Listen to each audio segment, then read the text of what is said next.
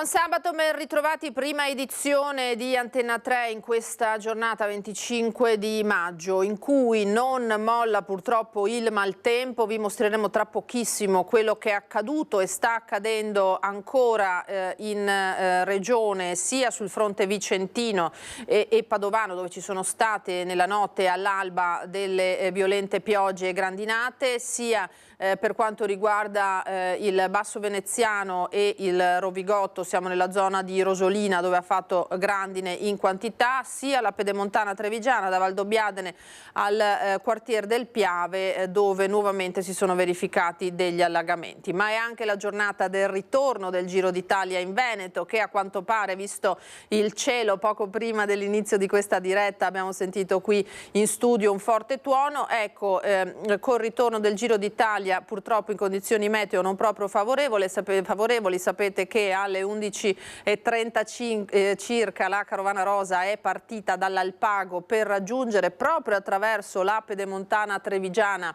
il Montegrappa, la zona di Possagno, poi il Montegrappa e infine Bassano, dove i colleghi ci mostreranno la grande attesa proprio in centro sul ponte. Ringrazio in regia Francesca Pezzo e Marco Gagliazzo che cureranno la diretta oggi dal punto di vista tecnico. Tra poco ci collegheremo con i colleghi sul territorio. Intanto andiamo a vedere sul sito, sull'home page del Corriere della Sera, quella che è la notizia che naturalmente interessa tutta Italia, il mondo economico internazionale e la provincia di Treviso, perché parliamo del gruppo di Ponzano Veneto Benetton, l'addio amaro del patron Luciano. L'intervista esclusiva rilasciata al Corriere della Sera: io tradito, ha detto, e il riferimento è ai manager dell'azienda, mi sono accorto che i conti non quadravano, poi lo shock, buco da 100 milioni. La denuncia, le verità dei bilanci nascoste dai manager. Da parte mia, così ha detto Luciano, è stato grave essermi fidato, ora bisogna ritrovare l'energia migliore. Quindi un altro duro colpo che si abbatte sul gruppo di Ponzano Veneto, che sapete è stato al centro delle violentissime critiche, polemiche, attacchi dopo la disgrazia e il tragico crollo del ponte Morandi di Genova. Allora, abbiamo detto, prima di collegarci con gli altri colleghi che sono nel territorio, andiamo a vedere cosa è successo in giro nelle ultimissime ore. Ci daranno conto i colleghi da Padova di l'ennesimo nubifragio violento nella zona dei Colli e della Bassa Padovana, ma anche nel Trevigiano, come detto, ci sono stati dei problemi. Andiamo a vedere le immagini che ci sono arrivate in particolare dai volontari dell'AVAB di Valdobbiadene, che sono stati impegnati nello svuotamento dell'allagamento di un'abitazione a Colbertaldo di Vidorlo. Vedete, siamo in località Madonna delle Grazie. Ci sono state in zona anche delle frane che vedremo tra poco. Valdobbiadene, una frana tra il Folo e Guia lungo la provinciale 152, diversi punti di terra e ghiaia in strada sempre sulla provinciale 152 e sulla provinciale 36. Sul posto si sono recate le autorità, l'amministrazione comunale, i volontari, abbiamo detto, sia dell'ANA che dell'AVAB, e una squadra di operai del comune. Vediamo se riusciamo dal PC a farvi sentire adesso le parole di Cristian Tessaro, che è il coordinatore dell'AVAB di Valdobbiadene. Vediamo se parte il video. Come vedete il tempo è in continuazione evoluzione di sempre peggioramento, ogni giorno c'è sempre questo problema della pioggia. Noi il problema più grosso lo abbiamo col discorso delle frane, di smotamenti e tra l'altro anche case allagate, tipo come è successo anche ieri sera, che le nostre squadre di alpini e la squadra, quella dell'antincendio nostra boschiva, è andata in loco per fare lo svuotamento di una casa. Noi ci auguriamo al più presto che questo tempo cambi, perché sta insistendo. Comunque al nostro fianco c'è sempre Luciano Cremonese, sempre pronto a essere pronto sul pezzo per aiutarci al sistema, e anche l'architetto Mavalosso, che sono stati svegli tutta la notte per tenere sotto controllo tutta la zona. Comunque al momento non ci sono pubblicità fortissime, però stiamo sempre in allerta. Grazie dunque, questo Cristian Tessaro, coordinatore dell'AVAB di Valdobbiadene, lo avete sentito, protezione civile in campo dalle primissime ore, da prima dell'alba, per le nuove precipitazioni che hanno interessato in particolare le zone, lo avete visto, dell'Alta Marca. Adesso andiamo alla cronaca, perché vedo pronta davanti al comando provinciale dei Carabinieri la nostra Francesca Bozza, che è con Lucio Zanato, perché a Castelfranco Veneto proprio i militari dell'Arma hanno scoperto e arrestato 2 pusher che si scambiavano sostanze davanti a una scuola, ma poi hanno trovato un grosso quantitativo di stupefacenti. Francesca, è così?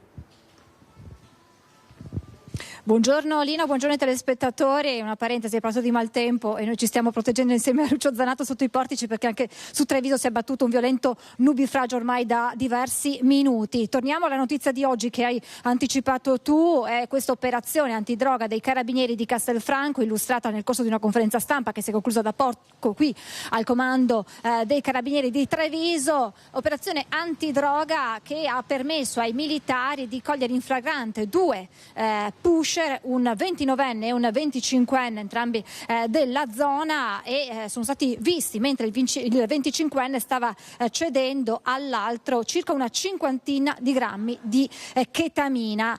Da puntualizzare, la ketamina è un potente allucinogeno, ci ha spiegato il comandante della stazione di Castelfranco, che insomma viene utilizzato soprattutto nel corso di rave e di feste, e quindi interessa soprattutto un pubblico di giovanissimi. Questi sono diciamo così i soggetti interessati da questo tipo di sostanza. Ebbene, i militari sono subito intervenuti, hanno bloccato i 2 che sono stati entrambi arrestati per detenzione e cessione di sostanze stupefacenti. In una successiva perquisizione nella casa del 25enne, come hai detto tu, sono state trovate ingenti quantitativi di sostanza, quasi 1 chilo di ketamina, 207 pastiglie di ecstasy, una 70 di grammi di marijuana e quasi 400 grammi di hashish, oltre a 900 euro in contanti. 640 di questi erano il provento della cessione di stupefacente che avevano appunto visto con i loro occhi i militari. Ti do ancora 2 numeri, Lina. Si contano circa 4.500 dosi in cui poteva essere suddivisa questa sostanza, la ketamina, e c'è per un valore di 180.000 euro. Chiaramente le indagini continuano per capire chi possa aver rifornito questi 2 giovani di così tanto quantitativo di droga, quindi il fornitore, ma anche quello che può essere il loro ruolo. Come hai detto tu, questa cessione è avvenuta giovedì sera intorno alle 19 nel parcheggio di una scuola media di Castelfranco. Questo dunque è l'impegno dei militari sul territorio contro lo spaccio di droga, come abbiamo detto molto potente, questo potente allucinogeno, la ketamina, e che viene soprattutto distribuito tra i giovani in occasione di rave e di feste. Al momento da Treviso è tutto. Lina, se non hai domande ti cedo la linea. Grazie Francesca, grazie al nostro Lucio Zanato. Poi naturalmente nel corso dei telegiornali ulteriori dettagli su questa operazione. Stroncato, lo avete sentito, un giro di sostanze davvero pericolosissime, non smetteremo mai di ripeterlo, bisogna fare grande attenzione. Allora torniamo al maltempo, perché vi abbiamo annunciato poco fa che si sono verificate sempre nella zona a ovest della regione, e dunque sul fronte ovest della provincia di Treviso, verso il Vicentino e nel Padovano, nuovi episodi di maltempo significativo. Vedo Daniele Garbin pronto con Simone Squarcina in diretta. Siamo ad Agugliaro, dove c'è stata quella che ormai comunemente chiamiamo una bomba d'acqua. Daniele, buongiorno.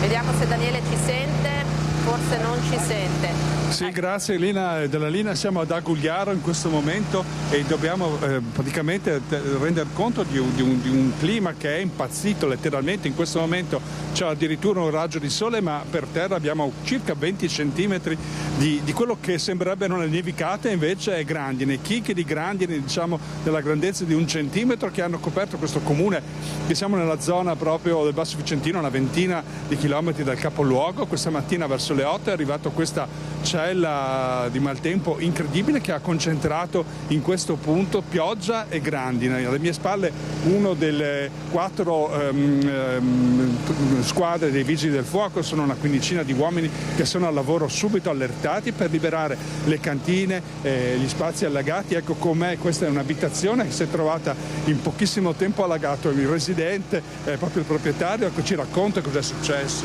Certo, stamattina alle 8:10 ho guardato giù lo scantinato, uno scantinato di 50 centimetri, e ho visto che cominciava a entrare acqua. Allora sono andato giù, ho aperto bascula e portone e ho portato fuori la macchina, le 2 macchine, ecco, e dopodiché si è andato di corto tutto, e io sono una persona anche attrezzata con 2 pompe e un generatore automatico, però è andato di corto tutto e non si è successo più niente. Una beffa praticamente. Una beffa proprio, perché uno che ha speso dei soldi per attrezzarsi e poi lo scantinato è di 50 centimetri, non di 5 metri, insomma, ecco.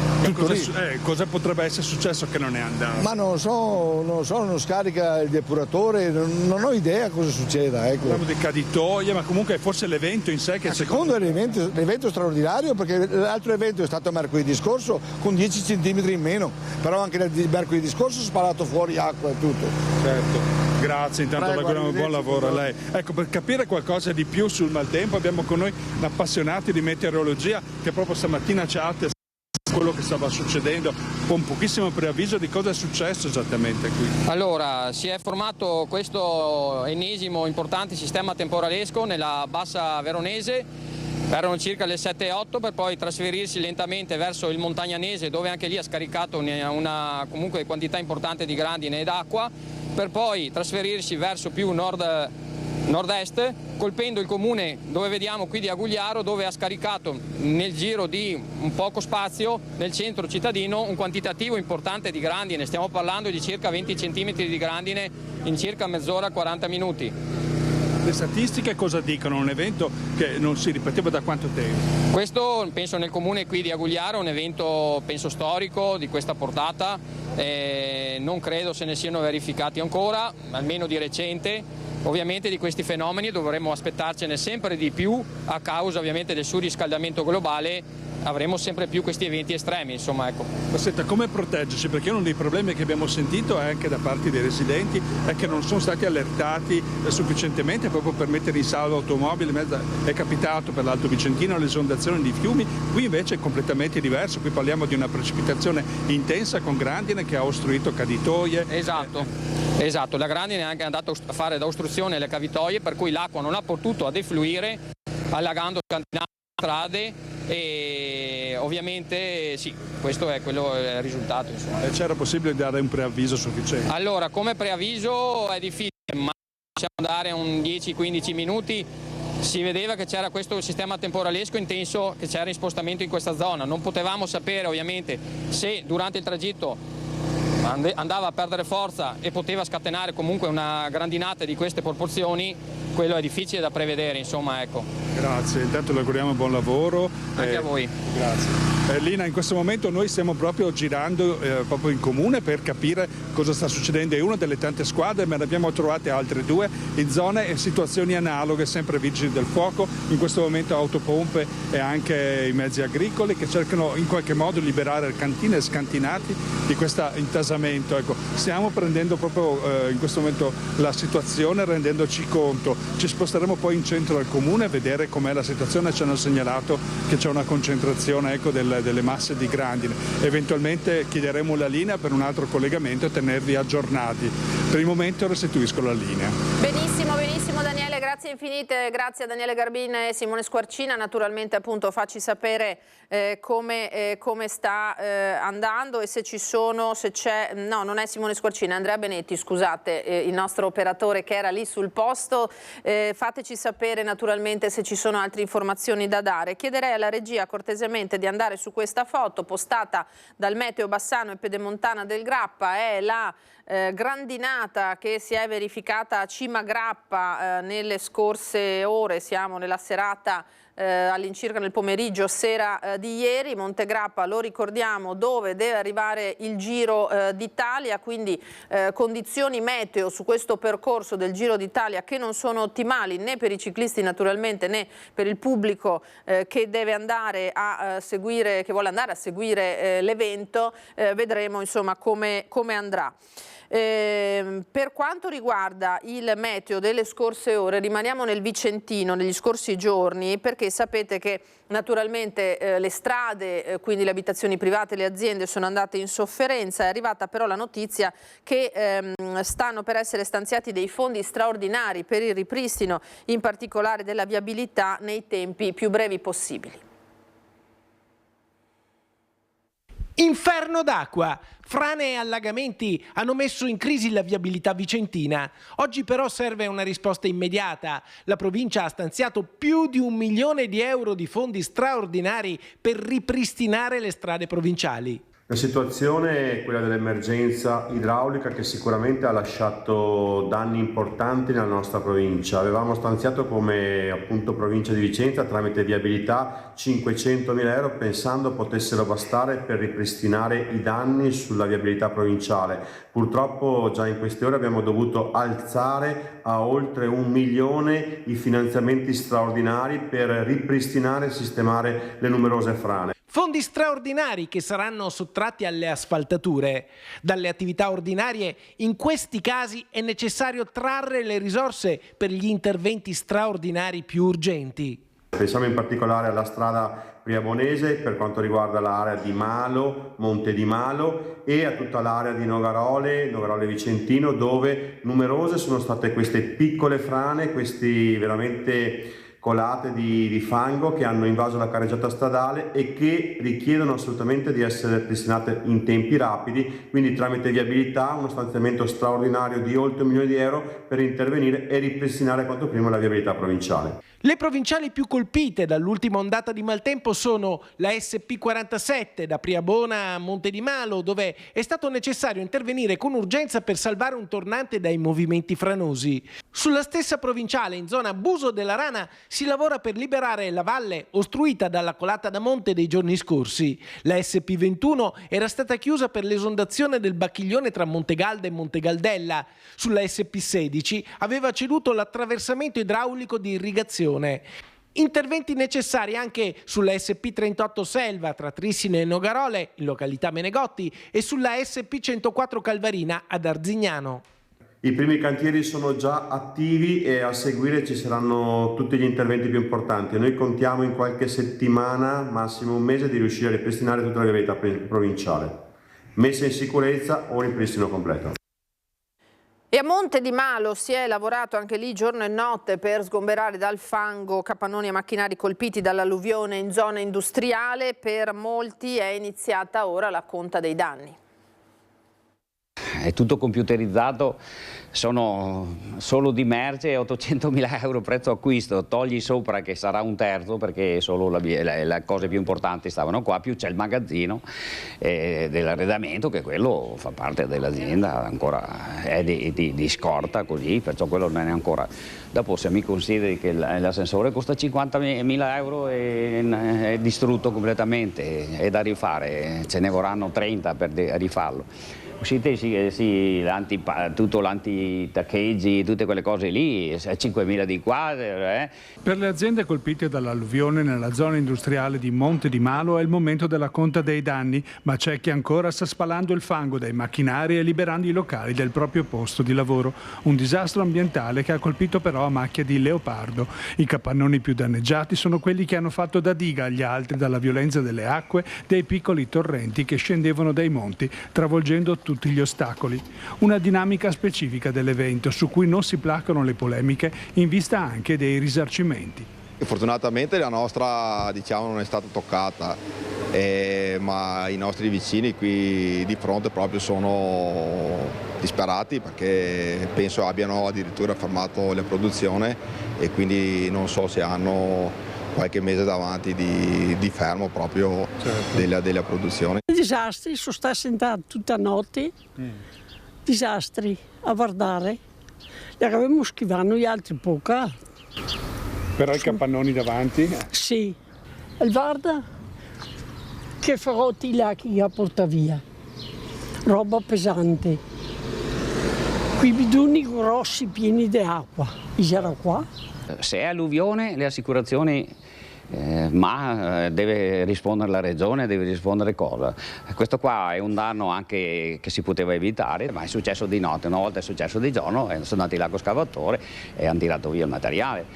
Però dopo che è successo hanno tolto questa chiusa, questo passaggio, e infatti la notte dopo è venuto giù di nuovo il diluvio, non è venuto giù niente, perciò... Quindi la rabbia è questa, sapere... Ecco, era una cosa che si poteva tranquillamente evitare, siamo qua da 35 anni, non è mai successo niente, giustamente il sindaco dice 100 anni non è mai venuta giù un po' di acqua, va bene, è cambiato il clima, è cambiato tutto, perché adesso diamo colpa, ma l'acqua deve fare il suo corso, dai.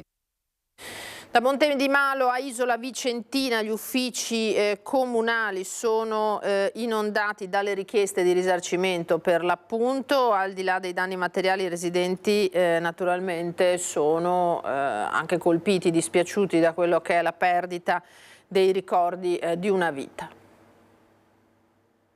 Adesso è aperto solo a livello comunale per le emergenze e le richieste dei cittadini, per tutti i danni e magari anche informazioni di cui hanno bisogno per moduli, modulistica e diciamo richieste varie di tutti i tipi, e quindi adesso gli uffici comunali sono sommersi, sono alluvionati loro perché giustamente tanti cittadini hanno avuto danni e quindi si appoggiano all'amministrazione. A Castelnuovo, mentre si spazza il fango dalle ultime zone più colpite, ancora non c'è una conta precisa dei danni dovuta all'esondazione dell'Orolo. Si conta sull'ottenimento del riconoscimento di calamità naturale da parte del governo. Oltre ai beni materiali, però, ci sono danni che non potranno mai essere risarciti. Quelli della memoria e degli affetti, come le tele di Pippi dalle Molle, il pittore locale molto noto in zona, morto lo scorso anno.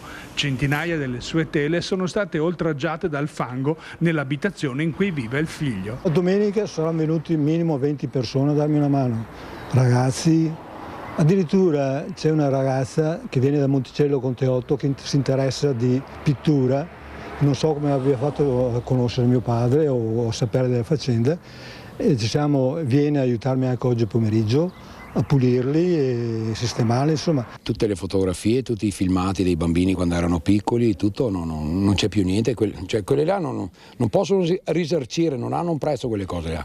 Cioè non saprei neanche come descrivere quelle cose, è tutto quel magone che ti crei dentro perché sai che hai perso un qualcosa che non potrai più riavere, li hai nei ricordi, ma non è come avere una foto, cioè una foto di quando avevo 10 anni, non c'è niente di paragone, cioè è impagabile. La mia cantina è andata sommersa completamente perché è arrivata a livello della cucina e lì avevo tutte le mie cose di tanti anni, fotografie, tutte le mie belle conserve di frutta, di verdura, di marmellate, quindi anche lavoro dove tu metti tempo, metti passione e metti amore. E quello purtroppo non è quantificabile, grandi cifre non ho da chiedere e mi dispiace chiedere quel poco perché so che è difficile che vengano stanziati soldi e attingere dove gli altri magari hanno più bisogno di me mi dà un po' fastidio. L'esondazione si poteva evitare, è fondamentale la prevenzione, a dirlo molti residenti che guardavano con rassegnazione una fresa che questa mattina stava falciando la vegetazione dell'argine del fiume. Da piccoli andavamo a giocare nel fiume, era sempre molto pulito, non c'erano piante dentro che ostruivano il tutto. I casi sono due, inutili far tante polemiche. O abbassano il fiume di un metro e mezzo, il torrente di un metro e mezzo, dal bacino fino a Isola, o alzano le sponde. Perché non è possibile, 3 bacini nuovi, Caldogno, Vicenza, Via Diaz e qua, e siamo andati sott'acqua. Prima non ce n'era neanche uno, non siamo mai andati sott'acqua. Queste le considerazioni dunque dei residenti. Andiamo a vedere sul sito di Treviso Today Asolo, altro comune, qua siamo nella Marca, che è stato duramente colpito, lo sapete, ve ne abbiamo dato conto in questi giorni più e più volte. Maltempo, stimati 1 milione di euro di danni al patrimonio pubblico, parliamo quindi solo del patrimonio pubblico, pensate se dovessimo aggiungere naturalmente le utenze private, le famiglie, le aziende. Registrate 22 frane, diverse le aree aree di esondazione, 1 migliaio le persone interessate dall'alluvione, una decina quelle ricorse alle cure del pronto soccorso. La giunta comunale ha deliberato un primo stanziamento urgente di 300.000 euro per ripristinare naturalmente in questo caso i danni appunto al patrimonio pubblico. Questo è il bilancio che ha fatto Asolo. Qui siamo sul sito invece, chiederei cortesemente alla regia, eccolo qua, grazie Francesca e Marco. Saonara, fulmine si abbatte su una casa, divampa il rogo. Qui appunto siamo nel Padovano, a chiamare i vigili del fuoco alcuni residenti della zona, nessuno è rimasto ferito o intossicato dal fumo. Quindi vedete che continuano gli episodi anche violenti, siamo solo a maggio e purtroppo queste situazioni preoccupano, anche perché se riesco adesso vi faccio vedere un'ulteriore un ulteriore materiale che è arrivato dai nostri colleghi. Datemi qualche secondo che ve li mostro, vediamo un po' se riusciamo. Ecco qua. Allora, vediamo se il PC collabora poco, vediamo un po'. No, ve lo mostro più tardi, le immagini della grandine di Rosolina, ma torneremo sul tema del maltempo naturalmente, torneremo tra poco, anche perché abbiamo altro materiale, altri contributi da mostrarvi. Torniamo adesso alla cronaca purtroppo di queste ultime ore, ripartiamo dal dramma che si è vissuto ieri a Carpenedo, a Mestre. Un ragazzo di 24 anni è stato travolto e ucciso dal treno mentre cercava di attraversare i binari, a quanto pare. Si tratta di Samuel Francesconi, figlio di 2 colleghi, Alberto Francesconi del Gazzettino, la collega Barbara Ganz, inviata anche del Sole 24 Ore, a cui naturalmente vanno anche le condoglianze di Antenna 3. Mi sono trovato davanti a una visione proprio brutta. Un giovane di 24 anni, ho letto poi nel giornale, nel comunicato, che è stato proprio travolto da un treno. Erano le 7.09 quando Samuel Francesconi, 24enne di Mestre, è stato travolto dal treno regionale Trieste-Venezia, diretto alla stazione di Santa Lucia, al passaggio a livello della stazione di Carpenedo in via Trezzo.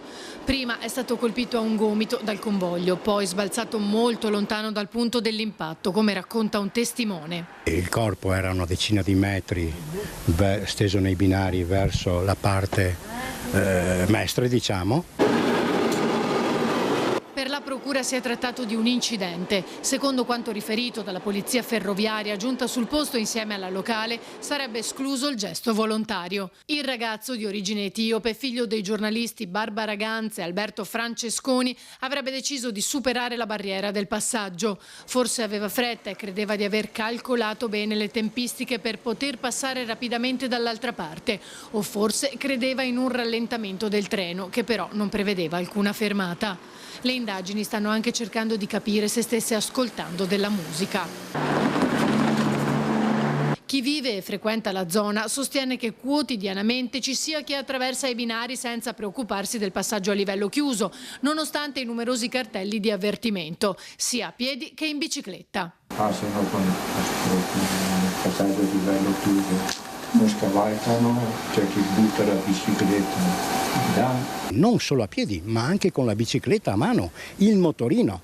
Ed è molto pericoloso, perché è pericoloso per chi viene ucciso, come questa mattina, ma anche per il macchinista del treno, perché qualche pezzo contundente può sfondare il vetro e può uccidere anche il conducente del treno. Queste barriere ai passaggi a livelli ancora di questo tipo, con un passaggio che si può fare a S benissimo, non devono più esistere. Bisogna mettere in sicurezza, lo so che ci deve essere la consapevolezza di non farlo, però la gente a volte non sa nemmeno cosa sia la consapevolezza e perciò dobbiamo farlo noi. Da tempo la Polfer ha dato il via a campagne di sensibilizzazione soprattutto nelle scuole per mettere in guardia sui comportamenti rischiosi come quello dell'attraversamento dei binari. Questo purtroppo è il fatto di cui abbiamo dovuto rendervi conto. Allora, noi ci colleghiamo in diretta, vedo che piove anche lì, vedo degli ombrelli, con Filippo Fois e Alberto Pivetta che stanno seguendo la manifestazione dei no grandi navi nella zona delle Zattere a Venezia, quindi anche particolarmente esposta a questo brutto tempo di questo sabato. Filippo, buongiorno. Buongiorno Lina, buongiorno ai telespettatori di Antenna 3. Effettivamente piove anche a Venezia, non così forte come in altre zone del Veneto, però abbastanza, diciamo, da aver rallentato molto le operazioni della manifestazione che dovrebbe svolgersi tra poco. Noi ci troviamo alle Zattere, esattamente di fronte al canale della Giudecca, che era il canale in cui fino al decreto Draghi passavano le grandi navi da crociera a Venezia. Oggi non ci passano più, ma le grandi navi continuano ad arrivare a Venezia. Infatti il corteo acqueo che dovrebbe partire questo pomeriggio raggiungerà Fusina, che è per l'appunto un terminal di approdo per le grandi navi. Che cosa contesta il Comitato No Grandi Navi? Contesta due cose. La prima è lo scavo che è previsto di nuovi canali lungo la laguna di Venezia. Voi direte, ma come canali? È tutto laguna? No, bisogna scavare i fondali per far arrivare le navi. Lo scavo di questi fondali può incidere molto su quello che è il fragile ecosistema della laguna. Su questo diciamo che gli esperti sono quasi tutti d'accordo. Il primo grosso canale ad essere scavato è stato il canale dei Petroli nel 1966 e su questo sono tutti d'accordo. Ha cambiato molto l'ecosistema della laguna. L'altro invece riguarda la monocultura turistica, vale a dire un'economia, quella di Venezia, che è basata solamente sul turismo. Molti di questi attivisti del Comitato No Grandi Navi sono studenti universitari, vorrebbero avere un futuro nella loro città, ma un futuro che preveda anche qualcos'altro che non sia lavorare appunto per il turismo. E una cosa che poi va da sé viene rivendicata assieme alle abitazioni, al caro affitti, a tutti i problemi che insomma hanno portato allo spopolamento di Venezia. Noi in questo momento stavamo aspettando uno degli organizzatori del comitato. Lina, io direi che forse possiamo riprendere la linea tra poco, così sentiamo anche qualche voce. Filippo, certo, grazie, richiedercela appena puoi. Noi rimaniamo a Venezia con il tema dei borseggi, perché c'è stata un'operazione della Polizia di Stato con il coordinamento naturalmente della Procura della Repubblica nei confronti di una giovane donna ritenuta responsabile di diversi colpi in questo senso. Non solo è stata sottoposta alla misura della sorveglianza speciale, ma soprattutto le sono stati posti sotto sequestro dei beni, casa e terreni, che avrebbe acquistato con il provento dei borseggi compiuti a Venezia, e parliamo di circa 200.000 euro. Aveva acquistato case e terreni con i soldi e proventi di borseggi e furti commessi a Venezia per un valore totale di circa 200.000 euro, beni sotto sequestro dal 22 maggio scorso da parte della Polizia Anticrimine di Venezia su disposizione dell'autorità giudiziaria. La ladra, una giovane donna, è stata inoltre sottoposta alla misura della sorveglianza speciale con durata di 1 anno e 6 mesi, sorveglianza che prevede la non frequentazione di soggetti pregiudicati, la ricerca di un'occupazione stabile con il rispetto degli orari di permanenza nella propria abitazione. Le indagini hanno dimostrato come i soldi utilizzati per l'acquisto dell'immobile e del terreno fossero il frutto di una lunga serie di reati contro il patrimonio e compiuti a partire dal 2017. 17 in totale tra scippi e furti, principalmente solo a Venezia, ma è probabile che ne abbia messi a segno molti di più e non denunciati. 3 modus operandi della borseggiatrice, la famosa tecnica dell'abbraccio e altri stratagemmi per derubare le vittime di oggetti e orologi di lusso. Una parte delle azioni criminali sarebbero avvenute all'interno dei negozi. In alcuni casi la borseggiatrice avrebbe anche minacciato le persone presenti per indurle a non testimoniare contro di lei. La donna non risulterebbe censita nelle banche dati dell'INPS né in alcun modo percettrice di redditi legittimi, a ulteriore conferma che il denaro a sua disposizione proveniva da attività appunto illecite. Torniamo ora da Daniele Garbine, da Gugliaro, con il maltempo che ha colpito duramente, un episodio che assomiglia molto, Daniele, a quello che abbiamo vissuto nella Marca Trevigiana a Conegliano un paio di giorni fa, grandine e tanta pioggia che ha allagato un po' dappertutto. A te la linea.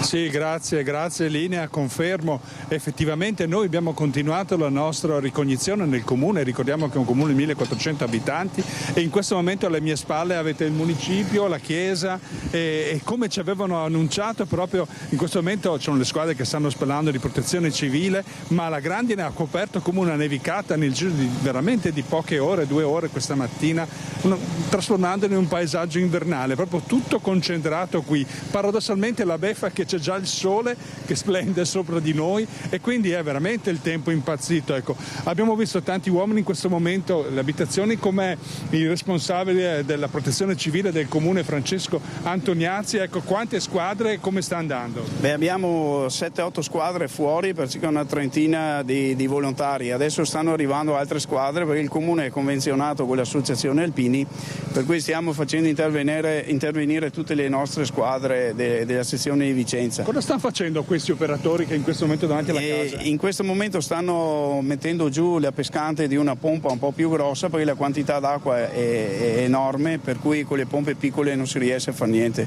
E questo è uno dei tanti interventi, forse quello più diffuso in questo momento. Sì, adesso stiamo lavorando tutti per svuotamento di scantinati. Fino a poco fa il problema era che l'acqua non defluiva, c'erano tutte le caditoie intasate dalle grandine, per cui c'è stato un intervento, l'intervento di preparazione delle caditoie. Adesso potete vedere che cominciano a tirare via l'acqua, per cui si lavora con le motopompe. Insomma, sono emergenze soprattutto scatenate, la macchina operativa è scattata subito. Sì, la macchina operativa è scattata subito, anche perché abbiamo una squadra locale nostra dell'associazione Alpini che interviene e poi è scattato subito l'allarme per il supporto di tutte le altre squadre. Ecco, diciamo che lei da alpino è passato proprio dalla dunata a essere richiamato. Sì. Diciamo che abbiamo finito di smontare le strutture della dunata, i servizi, e siamo intervenuti subito a Isola Vicentina e adesso qua speriamo finisca perché effettivamente cominciamo a essere stanchi. Ecco, che segnali avete nelle prossime ore? Quanto alto è l'allarme? No, le previsioni del tempo sono abbastanza tranquillizzanti adesso,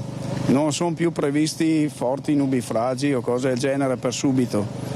Staremo a vedere il prossimo aggiornamento come sarà. Quindi in questo momento avete tanto tempo? Sì, in questo momento sì, abbiamo tempo sufficiente per mettere in sicurezza tutto. Intanto allora grazie, le auguriamo buon lavoro a lei, grazie ancora per l'aiuto che date alla popolazione, grazie. Ecco, questa è la situazione fotografata in questo comune che andrà al voto, infatti il sindaco e l'amministrazione per motivi di par condicio non possiamo sentirli in questo caso, però un evento del genere non se lo aspettavano davvero e gestire questo grande perturbazione, gli effetti è stato incredibile svegliarsi così questa mattina. Melina, in questo momento direi che da Gugliaro è tutto, è il commento in questo momento della squadra che vedete è all'opera. Noi passiamo a vedere la situazione dal Bettone all'Overtino, dove c'è stata segnalata una cosa simile, pare di entità inferiore, però nel caso chiederemo nuovamente la linea. A te intanto in questo momento. Grazie Daniele, bravissimi, grazie a Daniele Garbine e Andrea Benetti. Avete visto che il cielo si stava schiarendo, quindi davvero dei cambi repentini di meteo incredibili. Allora, prima di andare in pubblicità, vediamo questa foto. Siamo sull'home page del giornale di Vicenza che dà conto di un incidente che è accaduto questa mattina poco dopo le 9. Vedete questo bus che di fatto in rotonda è andato dritto, purtroppo a quanto pare per un malore dell'autista, le cui condizioni non sappiamo quali siano in questo momento, naturalmente speriamo per il meglio. Bus che è finito contro le mura di Porta San Bortolo, un passeggero è rimasto lievemente ferito, questo come detto stamattina a Vicenza poco dopo le 9. Allora ci fermiamo per qualche minuto, torniamo tra pochissimo.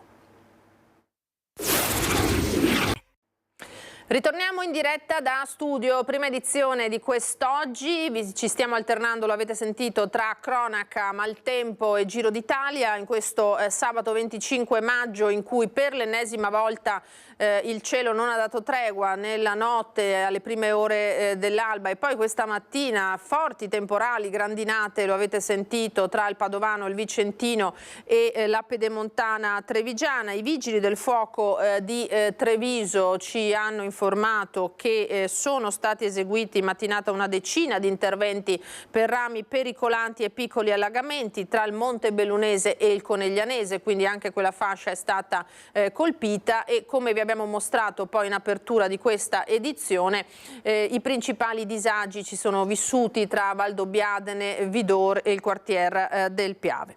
Ora torniamo alla vicenda che Antenna 3 vi ha raccontato in esclusiva 2 giorni fa e poi è stata ripresa, lo abbiamo visto da tutti i media nazionali, i 2 studenti musulmani di una scuola media di Treviso esonerati su richiesta delle famiglie dalle lezioni sulla Divina Commedia di Dante. Il ministro dell'istruzione Valditara ha annunciato un'ispezione nell'istituto scolastico. Buongiorno, posso chiedere un commento? No, non posso commentare nulla, mi spiace. Buche cucite nella scuola media di Treviso finita nell'occhio del ciclone dopo che 2 famiglie musulmane hanno espresso la volontà di non far studiare la Divina Commedia ai loro figli. Una richiesta arrivata dopo che l'insegnante aveva invitato gli studenti che non frequentano le lezioni di religione a chiedere ai propri genitori se fossero d'accordo o meno sulla possibilità che seguissero le lezioni sul poema dantesco e in generale sulle opere che hanno riferimenti religiosi. I 2 ragazzi hanno così iniziato lo studio di Boccaccio parallelamente al resto della classe. La decisione dell'insegnante sarebbe nata per evitare, come già le sarebbe accaduto in passato, problemi con le famiglie di religione diversa da quella cristiana.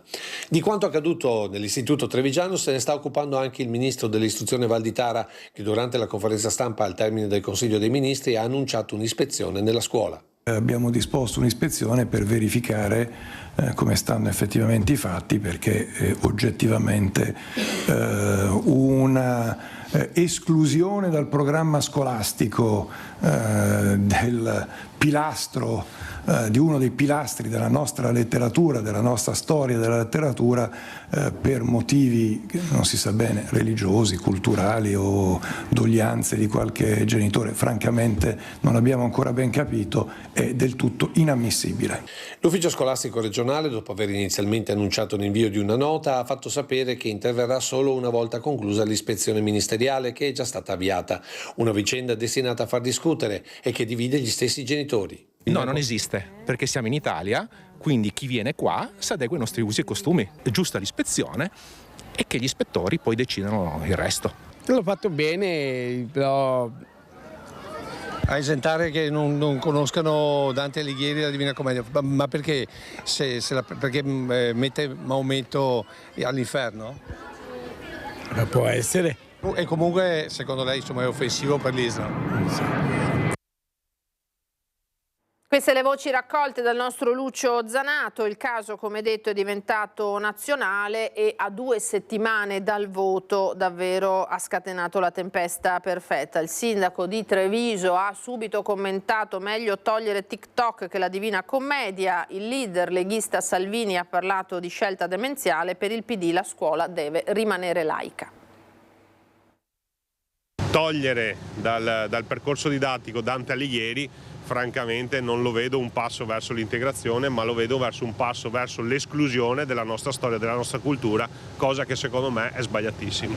Preferisco che tolgano TikTok, i social network, piuttosto che Dante Alighieri, quindi che studino un po' di più Dante Alighieri e che spengano un po' di più il cellulare. Mario Conte è il primo a commentare la notizia che da Treviso ha raggiunto i palazzi romani, eppure la politica europea, a poco meno di 2 settimane dal voto, il fuoco di fila leghista è totale. Mi sembra demenziale.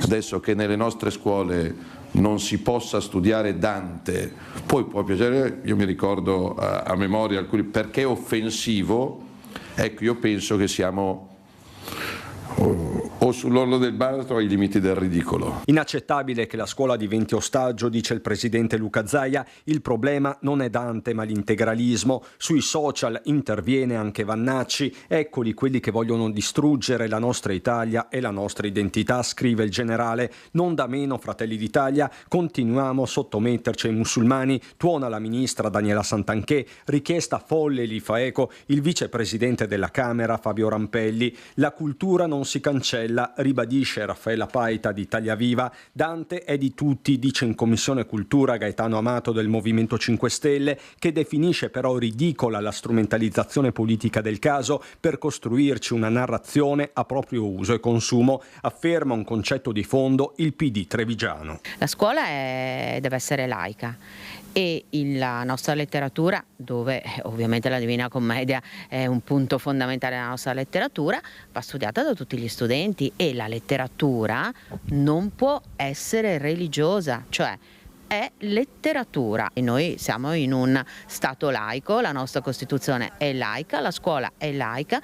Fermiamo questa follia, scrive sui social il consigliere comunale quotazione Nicolò Rocco, che aggiunge: la vera integrazione è far arrivare a tutti gli studenti l'emozione universale dell'amore tra Paolo e Francesca. Interviene persino la UIL con il segretario Toigo. Questa sarebbe inclusione, si chiede il sindacalista. Chi lavora e studia qui da noi è giusto che apprenda la nostra storia e la nostra cultura. Tra Feltro e Montefeltro, parafrasando il sommo poeta, la polemica è quindi servita.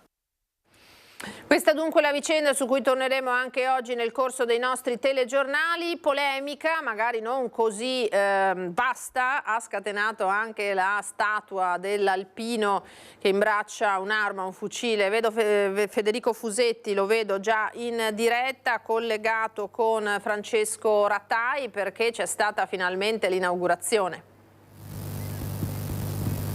Sì, buongiorno Lina, buongiorno ai telespettatori. No, hai detto bene, la polemica è stata molto forte per alcune settimane attorno a questa statua, attorno al fatto che la statua dell'alpino raffigurava anche un fucile a fianco dell'alpino, e questo insomma ha scatenato un ampio dibattito, come dicevo anche forte. E poi a chiudere la polemica è stato il sindaco Giordani che ha detto: la statua va fatta, va posizionata dove abbiamo deciso, e qui siamo in centro a Padova, e la cerimonia si è svolta un paio d'ore fa con Francesco Rattai, che ha girato le immagini sotto una pioggia torrenziale, ma c'erano 300 alpini, forse anche di più, schierati per celebrare questo momento, tante autorità, come dicevo anche tanta pioggia, e l'artista Ettore Greco tra i primi a difendere invece il carattere pacifico dell'alpino, quindi fucile solo come simbolo. Alla fine, come dicevo,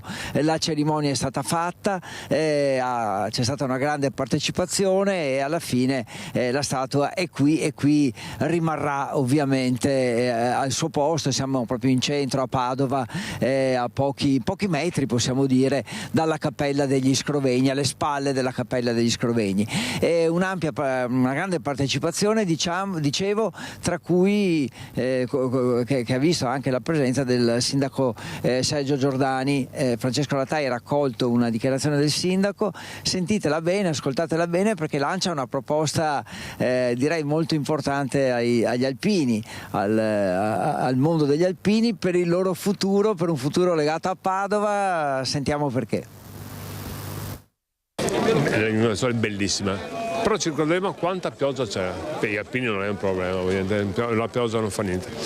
Però mi ha rovinato un po' la giornata, perché ho visto il monumento, avevo già visto all'inizio ovviamente, sapete che mi ero preso la responsabilità da solo come tante cose, pensavo fosse una buona idea. Gli alpini per me sono un corpo eccezionale che è andato, continua a dare daranno. Per cui la pace, sì, la pace, il Padova ci dà la pace, è una bellissima opera. Io spero che il 2028 vengano qua tutti quanti gli invitati che vengono a fare l'Aduno a Padova, spero, dipende da loro. Noi ospiteremo ben volentieri, anche se non ci sarò, perché è finito il mio mandato. Questa statua è bella veramente bella. Complimenti all'autore, perché la statua statua che vale la pena di vedere da vicino. È veramente bello, sono contento, mi spiace per la Piosa, ma sono tanta gente è venuta, tanta gente perché Padova ama gli alpini. Grazie. Veniamo da un grande evento, l'arrivo del Giro 2028, allora facciamo la dunata alpina a Padova. Ho chiesto che vengano, noi siamo disponibili a ospitare, devo dire loro, ne ho parlato da 2 volte dopo il Giro d'Italia e anche oggi, se vengono sono molto contento, ripeto, non sta a me decidere, sta a loro, e il 2028 non ci sarò, per cui farò parte del corteo, non faccio l'alpino, però veramente amo gli alpini, anche perché il mio Giro è un alpino di Giulia, per cui mi ricordo bene, era una cosa che mi raccontava. Adesso c'è il sole, Lina, e stanno passando tante persone che si fermano a fotografare la statua, indossano il cappello e si fanno fotografare, davvero tanti. Tra l'altro lo stesso artista Ettore Greco è tornato pochi minuti fa qui per rivedere la sua creazione con il sole insieme ad alcuni alpini che lo accompagnavano, e lui tra l'altro è stato uno dei primi a difendere il carattere pacifico di questa statua con il fucile, che in realtà è solo un simbolo. Alpini difesi, ma non ce n'era bisogno, anche dal loro presidente della sezione di Padova, che sentiamo, Carlo Casellato, che appunto ha parlato di quello che rappresenta questa statua. Avete sentito comunque? Allora il sindaco Giordani ha chiesto che la dunata nazionale degli alpini nel 2028 sia a Padova, ha avanzato la candidatura. Sentiamo Casellato, dicevo, e con Casellato restituisco la linea. Insomma, Presidente, ce l'abbiamo fatta. Sì, ce l'abbiamo fatta, nonostante qualche difficoltà che abbiamo incontrato in questi mesi ed anni, e nonostante l'ultima difficoltà che abbiamo trovato stamattina con il tempo, che sicuramente non ci ha assistito, però dai, bene, finalmente la statua è al suo posto, con tutto il suo significato vero, che secondo me veramente farà capire a tutti che Padova è una città di pace e che l'Associazione Nazionale Alpini è un'associazione di pace, anche se è un'associazione fatta da componenti che hanno fatto i militari e che hanno fatto gli alpini, ma proprio per quello, perché hanno conosciuto, per fortuna non la guerra, però hanno conosciuto cosa vogliono dire le armi, ecco, le armi non le vogliono. Questa statua è un alpino che alla fine della guerra, quindi naturalmente nella guerra le armi ci sono, però sono armi che sono appoggiate, che sono deposte nella speranza di non usarle mai più. Questo è l'auspicio dunque degli alpini. Io ringrazio per il collegamento Federico Fusetti e Francesco Ratai. Torniamo in diretta a Venezia, dove splende il sole adesso. Filippo Fois. Sì, Lina, ha smesso di piovere a Venezia, il cielo adesso è sereno, una buona notizia per la manifestazione. Ruggero Tallone, il coordinatore, il portavoce del comitato No Grandi Navi. Perché questa manifestazione allora? Perché qualche anno fa abbiamo cacciato le grandi navi da Venezia, dal canale della Giudecca, in 10.000, ci siamo ripresi Piazza San Marco, e come al solito i problemi a volte escono dalla porta e rientrano dalla finestra. Il governo, la regione, ma soprattutto l'autorità portuale stanno facendo di tutto per devastare la laguna pur di far tornare le grandi navi. Il progetto è quello di Malamocco Marghera, e poi dello scavo di Vittorio Emanuele, per farle tornare addirittura dentro la marittima. Questo vorrebbe dire gigantismo navale di ultimo livello, quindi le navi enormi, quelle che Venezia e l'Italia non hanno mai conosciuto. Vuol dire scavare fanghi tossici dannosi per noi e per l'ambiente lagunare. Vuol dire pericolo, perché i venti forti potrebbero far sbandare le navi direttamente sull'area industriale di Marghera. Vuol dire condannare l'area di Marghera a diventare area turistica anche quella, come se in questa città non si potesse vivere di null'altro. Quindi addio alle bonifiche di Marghera, ma direttamente bonifica turistica. Ma le crociere portano posti di lavoro, portano soldi? Ma guarda, la questione è questa. Ormai da qualche anno la crocieristica è ferma. Non mi sembra che in questa città il turismo sia sceso, non mi sembra che l'economia sia andata in crisi, non mi sembra che stiamo vivendo una carestia. Mi sembra che anzi la città continui a vivere il problema della monocultura turistica. Mi sembra che il problema sia che gli studenti e i cittadini veneziani non trovano case perché costano troppo gli affitti, perché tutto è basato sul turismo. E quindi rilancio la domanda: a fronte di tutto questo, a fronte di una città che si spopola a causa del turismo, ci servono le navi? Ci serve 1,5 milioni di turisti in più all'anno? Noi pensiamo di no. Tra poco parte un corteo acqueo anche. Assolutamente, infatti l'idea è ripartire da questa che è un po' la casa del Comitato Non Grandi Navi, in cui abbiamo contestato le navi, e appunto ormai il Comitato Non Grandi Navi esprime, come dire, il popolo della laguna, no? La città è laguna, la laguna è città, la pietra non vive senza l'acqua che la circonda e viceversa. Quindi ora abbiamo costruito un grande pesce di una quindicina di metri che raffigura appunto il popolo anfibio della laguna che si ribella a questi scavi. Abbiamo delle maschere anfibie realizzate con artisti della Biennale e con artisti locali, e un po' con questo totem che apre questo corteo acqueo siamo pronti ad andare verso Fusina. Per la paura della contestazione il porto ha anticipato la partenza della nave, doveva partire alle 4, l'hanno fatta partire alle 2, quindi hanno paura del popolo della laguna, ma noi ci andiamo lo stesso perché non contesteremo la nave che hanno fatto partire prima, ma vogliamo riprenderci le banchine, vogliamo portare il popolo alla laguna sulle banchine, perché questa laguna, quelle banchine, la gronda lagunare è nostra, non è delle navi. Grazie Ruggero Tallon, portavoce del Comitato No Grandi Navi. Noi naturalmente continueremo a seguire la manifestazione. Nel telegiornale di questa sera vi faremo vedere anche questo coreografico pesce che poi arriverà per sfilare col corteo acqueo. Per ora ti restituisco la linea. Ciao Lina, a te. Grazie a Filippo Fois, grazie al suo ospite, grazie ad Alberto Pivetta. Allora, noi adesso introduciamo velocemente la nostra ospite collegata via Skype in diretta, Sara Dall'Armellina, buongiorno, ben trovata, che è mediatrice, formatrice, esperta in giustizia riparativa, perché a Conegliano, Sara, ci si è avvicinati con una bella iniziativa che riguarda i più giovani a questo mondo della giustizia riparativa di cui anche noi cronisti cominciamo a parlare anche dalle aule giudiziarie, non solo dal mondo civile, diciamo, è così. Buongiorno, e di cosa si tratta? Buongiorno, grazie dell'invito. Siamo all'interno di un progetto regionale che si chiama TVB, acronimo che è venuto fuori per le iniziali delle 3 province della regione che sono coinvolte, Treviso, Vicenza e Belluno, e ha come sottotitolo Officina di riparazione. È un progetto più ampio che è legato proprio al tema della giustizia riparativa. Nella foto vedete questo primo gruppo di 17 ragazzi provenienti da queste 3 province venete, ma anche da Trieste, e che si sono incontrati per una di queste azioni di progetto, cioè l'avvio di questo centro di giustizia riparativa giovani. L'associazione La Voce di Conegliano, di cui faccio parte, ha organizzato questa azione perché nelle 10-12 scuole in cui abbiamo avviato l'aula di mediazione, i ragazzi, soprattutto alla scuola media, chiedevano come si poteva mantenere questo rapporto con la giustizia riparativa e la mediazione una volta finita la scuola, i ragazzi mediatori che avevamo formato. E quindi da 4-5 anni stavamo pensando a come fare. C'è stata questa opportunità che abbiamo provato a cogliere e ci siamo riusciti, e è stato bello vedere come già in questo primo appuntamento 17 ragazzi di 5 istituti secondari di primo e secondo grado si sono incontrati e a detta loro sono rimasti anche stupiti di questa sintonia che si è subito creata, probabilmente proprio perché hanno fatto comunque tutti un cammino di almeno 30 ore poi nell'aula di mediazione, che è un po' come un diapason che li accordava già da prima.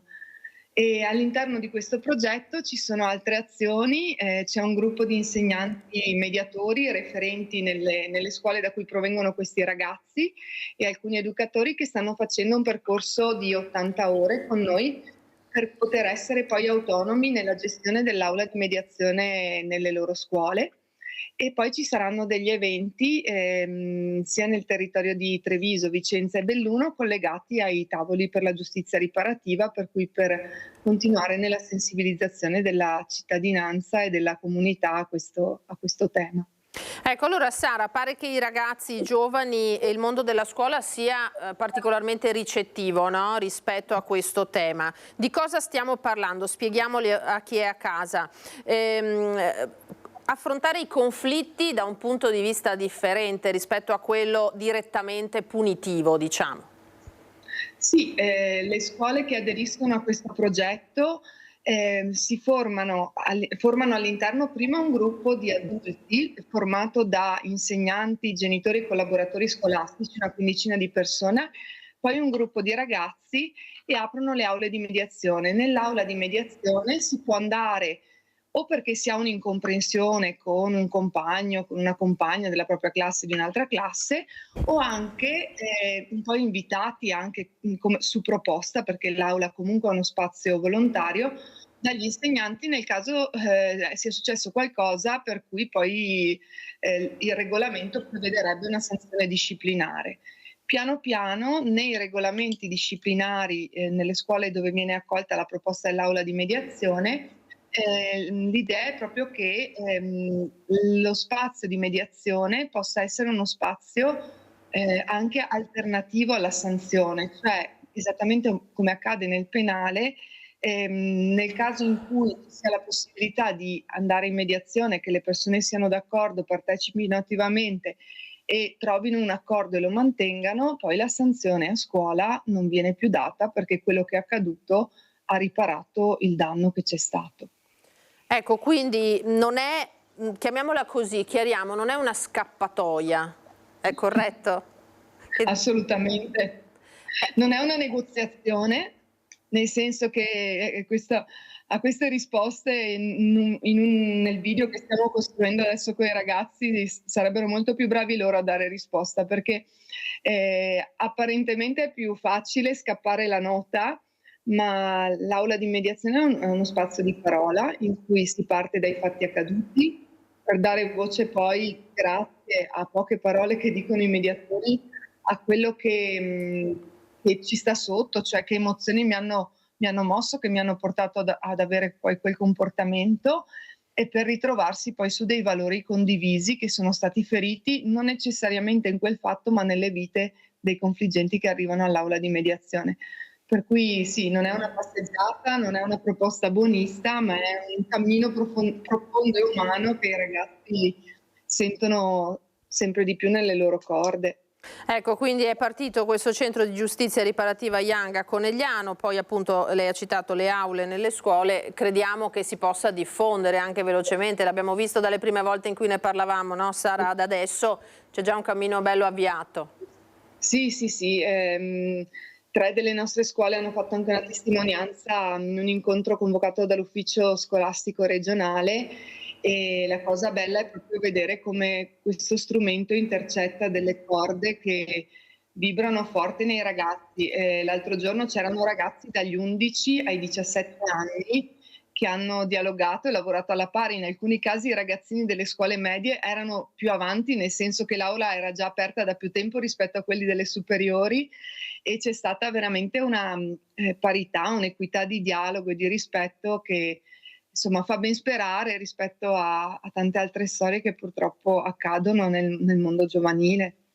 Sara, grazie infinite di questa testimonianza e buon lavoro, e ci aggiorniamo per i prossimi sviluppi. Grazie ancora. Grazie, buona giornata. Altrettanto, grazie a Sara Dall'Armelina, mediatrice, formatrice esperta in giustizia riparativa. Noi torniamo sul maltempo perché il nostro Daniele Garbine è ad Albettone con il sindaco. Daniele, a te.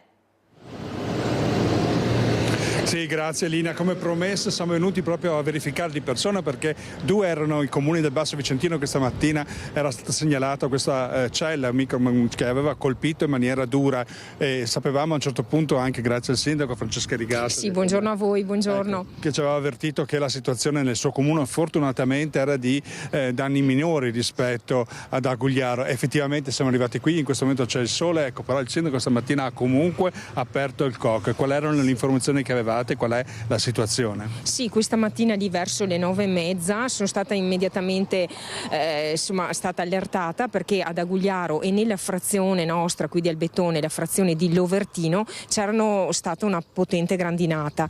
Questo fortunatamente per noi qui nella frazione di Lovertino è stato un problema che siamo riusciti, ma questo non è un merito nostro, è stato il tempo che ci ha graziato, nel senso che fortunatamente poi è stata mista ad acqua, quindi in un primo momento si erano occlusi inclusi ovviamente i canali di scolo e i vari tombini eccetera, però anche con l'intervento dei vigili del fuoco, ma molto mirato e veloce, siamo riusciti a tamponare la situazione, diversamente invece da quanto purtroppo è accaduto ad Agugliaro, insomma. Che situazione, quante persone sono state coinvolte e i cittadini si sono salvati come? Sì, guardi, fortunatamente si è trattato solo di 3 famiglie, 2 diciamo che abitano a valle di una collina che abbiamo, quindi lo scolo dell'acqua che veniva giù diciamo dalla collina è stato impietoso, e un'altra in un quartiere che diciamo rispetto alla sede stradale è un po' più basso, quindi in quelle 2 situazioni lì ci sono state delle criticità che però, ripeto, fortunatamente si è trattato di seminterrati, nulla di fortunatamente più grave, ecco, quindi... Però, ecco, possiamo dire comunque questo è il clima impazzito, perché siamo in linea d'aria a pochi chilometri, 5-6, non di sì, più. Anche meno in linea d'aria, perché insomma diciamo che noi siamo proprio a confine, saranno 2-3 chilometri. Infatti, qui l'estate, di là l'inverno sembrava una nevicata, ecco, incredibile, soprattutto la velocità con cui può essere sviluppato questo, sì. Che revisioni avete in questo momento, fa un po' paura. Fa un po' paura, nel senso che purtroppo anche dalla regione i bollettini insomma che ci arrivano dall'ARPA non avevano dato una situazione così critica per la giornata di oggi, e poi questa mattina nel giro di qualche minuto veramente si è scatenato appunto l'inferno, nel senso che veramente purtroppo anche noi sindaci, anche lo stessa protezione civile non riesce a programmare magari un intervento più mirato o comunque più specifico, proprio perché le previsioni sono continuamente diciamo vengono smentite l'una con l'altra. Ecco, purtroppo non è colpa di nessuno, ma questo meteo ci sta facendo impazzire, insomma. Allora intanto la ringraziamo e la auguriamo. Ecco, grazie soprattutto al collega sindaco di Agugliaro Massimo Borghettini, che appunto saluto, e un abbraccio di solidarietà anche ai nostri vicini insomma di casa. E la vostra protezione civile che è là? È la stessa, sì, fatalità, la squadra di protezione civile è unica per Agugliaro e Albettone, quindi sono i nostri ragazzi che adesso sono ad Agugliaro, quando in altre occasioni sono stati quelli di Agugliaro a venire qui, quindi è una squadra a cui do ovviamente il mio grandissimo ringraziamento. Io dico sempre, l'Italia è una repubblica fondata sul volontariato, perché senza di loro noi sindaci faremmo veramente poco. Ecco, grazie. Allora, ecco, Lina, allora dal sole di Albettone, che speriamo sia ben augurante almeno per questo fine settimana, noi concludiamo qui il collegamento, ti restituiamo la linea allo studio. Grazie Daniele, grazie ad Andrea Benetti che è con te, grazie alla sindaca. Sì, ce lo auguriamo anche noi di dare tregua alle persone purtroppo che stanno, l'abbiamo visto, prosciugando gli allagamenti. Andiamo in pubblicità qualche istante e poi parleremo di animali. Eccoci di nuovo in diretta, vi abbiamo dato ampio conto dell'ennesimo maltempo, per fortuna sta uscendo il sole in buona parte del Veneto, lo abbiamo visto nei collegamenti con i nostri colleghi che si trovano appunto tra Venezia, il Vicentino e il Padovano. Allora io saluto e ringrazio Piero Curci, buongiorno e ben trovato. Buongiorno Lina, grazie. Che mi ha raggiunto in studio. Piero è conduttore cinofilo esperto, agente in forza alla Polizia Locale di Venezia, in precedenza a Treviso, alla Polizia Locale di Venezia nel nucleo cinofili, perché Piero ha una grande passione per gli animali, ne vedremo tra poco un po', che è iniziata, Piero, trevigiano di origine, poi è andato a vivere con la moglie, anche lei appassionata di animali, studi da veterinaria, per cui insomma una famiglia proprio votata alla passione per la natura e gli animali, e penso anche i bimbi, ho visto tante foto, video eccetera. In campagna a Catena di Villorba proprio per tenere questi animali. Allora Piero, la prima passione sono stati i rapaci, è giusto? Quindi un vigile falconiere, e poi l'evoluzione con altri animali che non tutti abbiamo in casa, e poi vedremo l'ultimo arrivato che è spettacolare. Sì, effettivamente, pur essendo cresciuto in centro storico a Treviso, a pochi passi dal Duomo, avevo un'abitazione con giardino, quindi ho sempre potuto avere animali, i più comuni, cani e gatti, la cavia peruviana, ecco. Poi mia moglie, appunto studentessa veterinaria, nel 2005 mi ha convinto, perché è stata lei a convincermi, a frequentare un corso per diventare maestro falconiere, un corso che è durato un anno della Regione Veneto, e quindi ho iniziato quell'attività di falconiere. Poi la passione per gli animali comunque era grande, abbiamo deciso di prendere una casa in campagna e ospitare svariati animali da fattoria, i semplici conigli, oche, galline, ma poi è arrivata un'asinella, sono arrivati i maialini, è arrivata la pecorella, e anche una vacca abbiamo tenuto proprio per far crescere i nostri figli in un ambiente più naturale, più vicino alla natura possibile. La passione per i cani era sempre grande, quindi da agente di polizia locale che ero ho presentato dei progetti all'amministrazione finché nel 2015 mi sembra siamo riusciti a istituire la prima unità cinofila all'epoca a Treviso. Una unità cinofila antidroga era con Trixie, una femmina di pastore tedesco. Bellissima. Che purtroppo per dei problemi sanitari è mancata abbastanza presto e poi è stata sostituita da Hitch e con cui abbiamo lavorato per diverso tempo a Treviso. Ecco, vediamo regia se possibile la clip con gli altri animali in cui mi pare ci siano appunto anche cani e tutto il resto. No, in realtà vabbè, quello è Cicero. Parte con Cicero, vediamo chi è Cicero, chi era Cicero, perché Cicero mi pare sia mancato. È mancato purtroppo pochi mesi fa, era un bel maiale vietnamita. Eccolo qua. Che è vissuto con noi per 12 anni. Quello invece è Curzio con Trixie, un altro maialino. E Cicero sì, è stato veramente un grosso dispiacere perché eravamo molto affezionati. Quanti anni possono arrivare a vivere questi allora, maialini? c'è poca esperienza perché solitamente gli animali così vengono allevati per i fini alimentari. Comunque potrebbero vivere anche una ventina di anni, quindi sì, no, sono abbastanza longevi. Quindi Cicero è mancato appunto pochi mesi fa ed è entrato in casa un nuovo. Vediamo il nuovo arrivato, Pablo, vediamo se la regia è in grado di mostrarci il piccolo Pablo, che è veramente, ragazzi, tenetevi perché vi è voglia di prenderne uno. Eccolo qua. Quello è Pablo o Pablito. È con noi dal 2 maggio, invece è nato il 1° aprile, anzi il 1° marzo, scusatemi. Oggi avrei tanto voluto portarlo qua in trasmissione, ma purtroppo la normativa non l'ha permesso, perché dobbiamo considerare che quasi la totalità dei suini che sono registrati nel nostro territorio nazionale sono per fini alimentari, quindi la legislazione esistente è indirizzata a quegli animali. E ci sono stati dei focolai di peste suina africana e quindi, pur avendo fatto la richiesta all'ASL per poterlo portare in trasmissione, è stato motivato in diniego appunto per questioni sanitarie.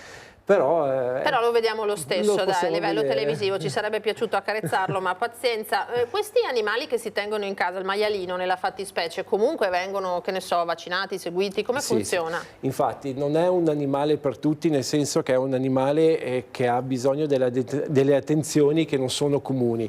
Come dicevo, non si può portare in giro, quindi pensiamoci anche, devo andare in vacanza, non posso lasciarla al parente che me lo guarda e via dicendo. Vengono tenuti in casa, ma voi lo vedete in casa in questi giorni perché si sta ambientando, poi avrà libero accesso a tutto il nostro giardino, che è un giardino di più di 5.000 metri quadri, quindi hanno bisogno di spazio. Sono animali che sono anche questi sociali, quindi possono essere assimilati un po' nella gestione come quelle del cane.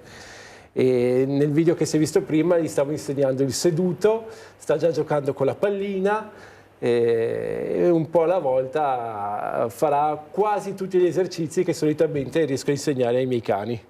Ecco, ma Pablo qui abbiamo detto che ha dunque primo marzo, quindi fa 3 mesi adesso a giugno. Ecco, piccolino, ma quanto grande può diventare? Pablo non diventerà grandissimo perché abbiamo visto i genitori erano intorno ai 40 ai 50 kg, mentre Cicero, che avete visto prima, ho sempre detto che io, il maiale e l'asina pesavamo circa uguali, poco più di 100 kg, invece Pablo no, sarà lentamente più piccolo. Ecco, a chi venisse in mente di prendersi un maialino, che io non so se siano reperibili facilmente, se uno possa tenersi un maialino in casa e soprattutto se lo voglia tenere in casa, è il caso di tenerlo solo in casa? Secondo me no, sono animali che comunque hanno bisogno del loro ambiente naturale, che certamente non è la casa. I maiali amano sgrufolare il terreno, quindi muovere proprio il giardino, cercare tuberi, cercare comunque di fare quello che è la sua natura. Comunque anche per tenerli, per acquistarli c'è tutta una legislazione, bisogna chiedere all'ASL competente il registro stalla, il codice stalla, quindi dimostrare di essere anche capaci di avere un ambiente idoneo per determinati animali, ecco. Quindi non è che si può andare e acquistare senza avere una preventiva autorizzazione dell'autorità competente. Certamente. E, giusto per curiosità, senza dare spunti a nessuno, il piccolo Pablo non è uno di quei maiali che si mangerebbero? Sono quelli da compagnia che non si mangiano teoricamente, o no? Nella nostra cultura non vengono mangiati e in altre situazioni sì. In altre diciamo, anche sì, i cani, se vogliamo dirla, per cui insomma... Anche questo è vero, però diciamo che il suino originariamente viene allevato sempre per fine alimentare. E invece è un animale intelligente, no? Non a caso nella fattoria degli animali di Orwell comandano loro. È un animale intelligentissimo, come vi dicevo, è assimilabile in quasi tutto e per tutto al comportamento di un cane. E, ripeto, con Cicero avevo fatto tutti gli addestramenti che facevo con i miei cani da lavoro, quindi aveva il richiamo, aveva il fermo, aveva il riporta e piano piano riusciremo a insegnarli anche a Pablo. Ecco, e per quanto riguarda invece l'attività con gli altri animali, vediamo se riusciamo a vedere appunto anche, eccoli qua, ci sono i bambini come hanno preso questa vita a contatto stretto con gli animali? I bambini sono felicissimi e siamo contenti di questo perché appunto, come vi dicevo all'inizio, io sono cresciuto in centro città e più del cane e del gatto non è che avessi molta esperienza, quindi vedere i miei figli che sono abituati a gestire animali che purtroppo stanno diventando quasi film, cioè animali che si vedono solo nei film, sì. Per me è un piacere, anche ogni tanto andare a prendere il piccolino, mio figlio medio, alla fermata del bus dove, quando finisce scuola con l'asino e vedere le facce di tutte le persone, ecco, mi fa strano pensare che magari 30, 40, 50 anni fa era la normalità che ormai sta un po' scomparendo. Senta, invece come attività, senza entrare nello specifico, ma anche come attività professionale, il lavorare con il cane, con gli animali, com'è? È una cosa splendida, è una cosa molto impegnativa, chiede sacrifici, ma un po' come tutte le altre professioni e le altre specialità. Ormai lo faccio da tanti anni e mi è difficile vedere un mio futuro se non continuando a fare il cinofilo. Quello è Quad, il cane che ho in forza all'amministrazione di Venezia. Siamo in servizio insieme da 2 anni dopo un corso durato 6 mesi alla nostra scuola della Polizia Locale di Milano. Ed è un valore aggiunto? È un valore aggiunto, cioè pensiamo che il risultato che possiamo ottenere con un cane antidroga è matematicamente e scientificamente impossibile ottenerlo senza l'ausilio appunto del quadrupede. Vero, perché noi i cani ultimamente purtroppo li vediamo impiegati in tante situazioni, no? Non solo nelle indagini, nel vostro caso, spesso insomma chiunque magari arrivi anche in aeroporto trova magari i finanzieri, no? Eccetera, con anche lì il cane antistupefacente o addirittura sentono il contante nelle valigie. Il cash dog riesce a fiutare un valore eccessivo di valuta. Pensa, ecco, e poi li vediamo naturalmente impegnati nelle missioni di soccorso. Sì, ci sono diverse specialità nell'ambito cinofilo, svolte sia dalle forze dell'ordine, dalle forze armate, ma anche da tutte quelle associazioni di soccorso come Vigili del Fuoco, Protezione Civile e via dicendo. I cani sono sempre un valore aggiunto nell'attività dell'uomo, è indubbio che ormai il cane affianca l'attività dell'uomo da secoli, da millenni, dalla pastorizia per salvaguardare i greggi, dalla custodia della casa e anche dei figli, ma professionalmente adesso ci sono i cani antidroga, antiesplosivo, ricerca e soccorso in vari ambienti acquatici, montani, in macerie, pensiamo anche dopo il crollo di un'abitazione, il cane con l'olfatto, ma pochi sanno anche l'udito, ovviamente più sensibile del nostro, riesce magari a individuare una persona che è sepolta dalle macerie. Quindi sì, sono determinanti per il raggiungimento della finalità pubblica del soccorso o della prevenzione della criminalità. Esattamente. Allora, prima di salutare Piero Curci, chiederei alla regia di farci vedere Pablo, che a noi piace un sacco, e naturalmente, ecco, così non capita tutti i giorni, ecco qua, di vedere come animali da compagnia, animaletti come questo, che è veramente, veramente tenero e dà un riscontro anche affettivo, io credo, no? Perché anche il mio gatto, voglio dire, si comporta così, o no? Sì, sì, è proprio un animale da compagnia che però ha bisogno di spazi che secondo me quelli di un semplice appartamento sono limitati. Certo, e viene da pensare, no, all'utilizzo che si fa degli animali solo a fini alimentari, quando invece c'è una bella convivenza che potrebbe nascere. Va bene.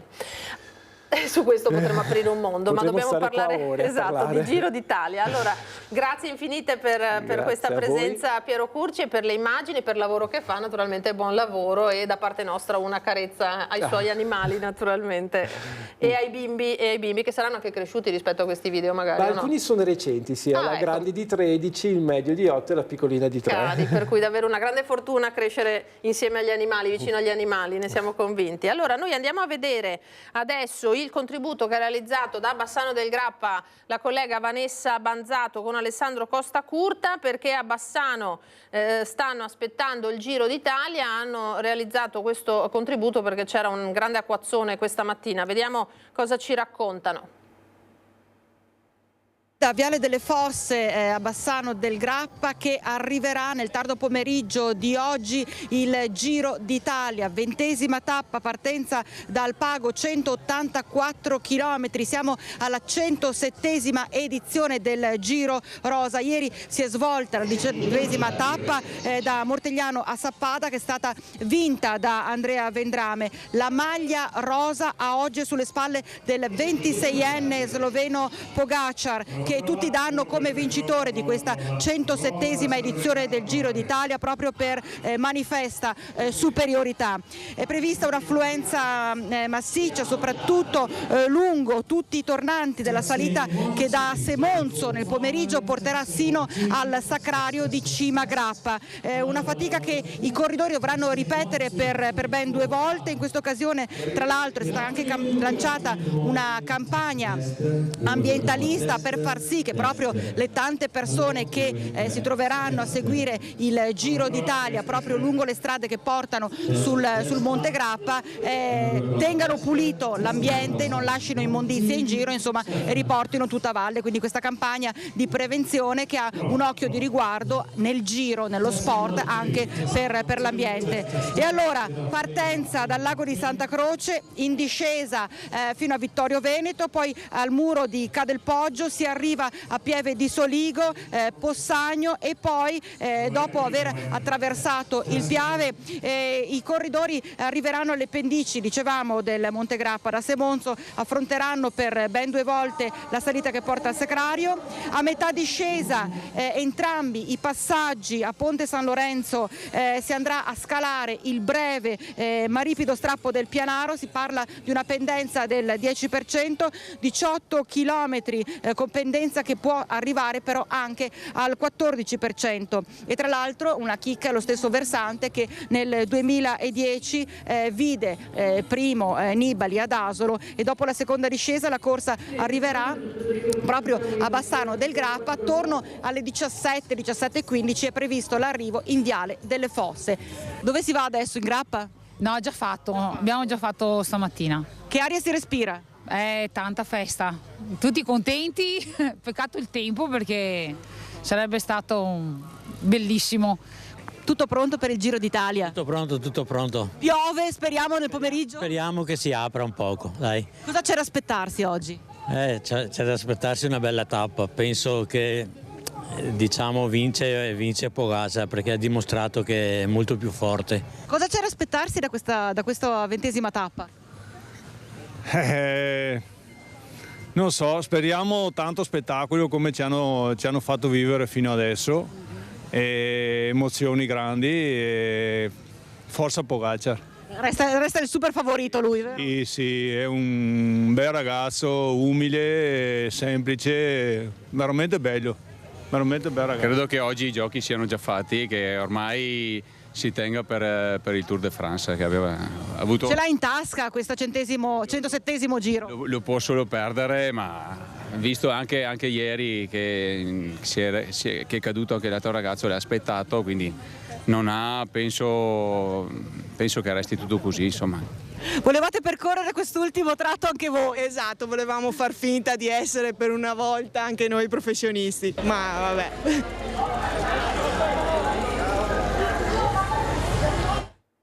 Grande attesa e speriamo che anche su Bassano stia uscendo il sole. Un'ultimissima notizia prima di chiudere, che arriva dalla questura di Treviso, un provvedimento di divieto di avvicinamento con braccialetto elettronico a una presunta stalker. Parliamo di una donna, una 35enne di Treviso, che avrebbe posto in essere a partire dall'estate 2023 atti e comportamenti persecutori nei confronti del suo ex compagno, un 50enne di Treviso, appunto accusata di stalking. L'autorità giudiziaria ha disposto questa misura cautelare, divieto di avvicinamento e braccialetto elettronico, che è stata poi eseguita in seguito alle indagini condotte dalla squadra mobile. Quindi un caso diverso dal solito, perché parliamo di parti invertite, dunque una donna nei confronti di un uomo, ma succede anche questo. Allora, grazie a Francesca Pezzo e Marco Gagliazzo in regia. Vi ricordo, dopo di noi Agricultura, a seguire alle 14:40 circa la pellicola A Perfect Day con Benicio del Toro, Tim Robbins e un altro cast davvero importante. Grazie per averci seguito, l'appuntamento è ai telegiornali di questa sera. A tutti un buon pomeriggio, arrivederci.